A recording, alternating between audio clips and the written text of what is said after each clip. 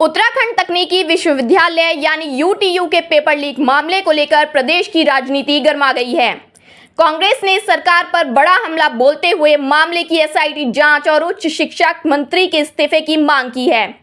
लालकुआं में आयोजित प्रेस वार्ता के दौरान किसान कांग्रेस के प्रदेश महासचिव और युवा नेता हेमवती नंदन दुर्गापाल ने कहा कि जब पूरे देश के युवा अपनी मांगों को लेकर आंदोलन कर रहे हैं, ऐसे समय में उत्तराखंड में पेपर लीक होना बेहद दुर्भाग्यपूर्ण है।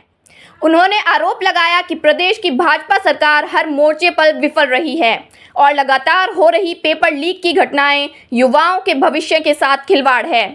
दुर्गापाल ने कहा कि यदि परीक्षाएं ही सुरक्षित नहीं होंगी तो छात्रों का भविष्य भी सुरक्षित नहीं रह सकता। उन्होंने पूरे मामले की निष्पक्ष और समयबद्ध एसआईटी जांच कर दोषियों के खिलाफ कड़ी कार्यवाही की मांग की है।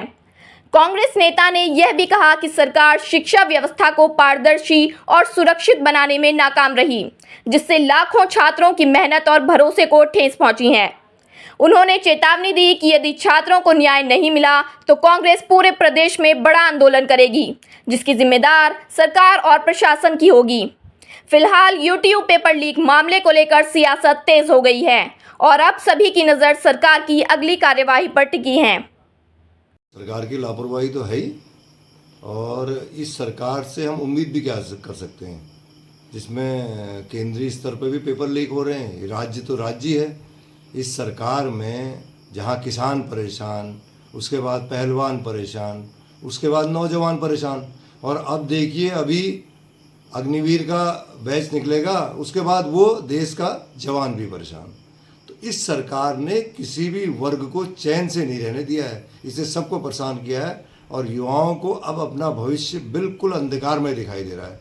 आज जो देश का युवा उद्वेलित है, आज जो देश का युवा परेशान है, चाहे वो जंतर मंतर पे बैठा है और उसके बाद वो अनशन कर रहा है, तो वो इसलिए ये चीज़ें कर रहा है क्योंकि वो परेशान है, उसको अपना भविष्य अंधकार में दिखाई दे रहा है। और इस सरकार से कोई उम्मीद नहीं की जा सकती क्योंकि इस सरकार में समाज का हर वर्ग परेशान है, लेकिन सरकार के कुछ चुनिंदा लोग जो ठेकेदार हैं वो जरूर मजे हैं।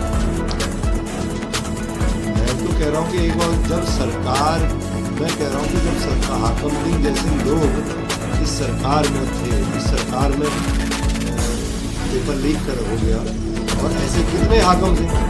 अब ऐसे ही तरीके की अगर ऐसी ही शिक्षा चल रही है तो उसमें ऐसे ही टीचर भी होने हैं। तो वो टीचर जिसने भी पेपर लीक किया है, मैं कह रहा हूँ कि ये तो सख्त से सख्त काम है। और सबसे बड़ी बात है कि सरकार उस बात की जिम्मेदारी ले।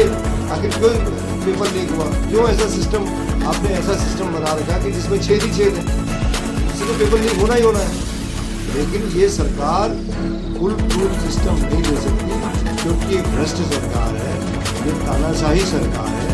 इसको समाज के किसी भी वर्ग की सुविधाओं से कोई मतलब नहीं। नौजवान परेशान है, सड़कों पर है, जुलूस निकाल रहा है, अनशन कर रहा है, इससे कोई परेशान नहीं है। लेकिन उनको क्या है, मैं तो ये कहता हूँ, जैसे पेपर लीक होता है, नीट का पेपर लीक हुआ, ठीक है, कुछ दिन बाद आपने कह दिया कि फिर तक नई तरीके से पेपर होगा। मैं कह रहा हूँ कि अगर एक बार चुनाव हो जाए और रिजल्ट भी डिक्लेयर हो जाए और अगले दिन कह दिया जाए कि चुनाव गलत हुए, दोबारा चुनाव होंगे, तब पता लगेगा लोगों को। जो आज सरकार में बैठे हैं लोग, तब उनको पता लगेगा कि क्या होता है। उस बच्चे की पीड़ा को समझिए, तब आप जब उस पीड़ा से गुजरेंगे तब आपको उस पीड़ा का पता लगेगा। इस सरकार से कोई उम्मीद नहीं की जा सकती कि वो नौजवानों का साथ देगी, किसानों का साथ देगी और देश के किसी भी वर्ग का साथ देगा।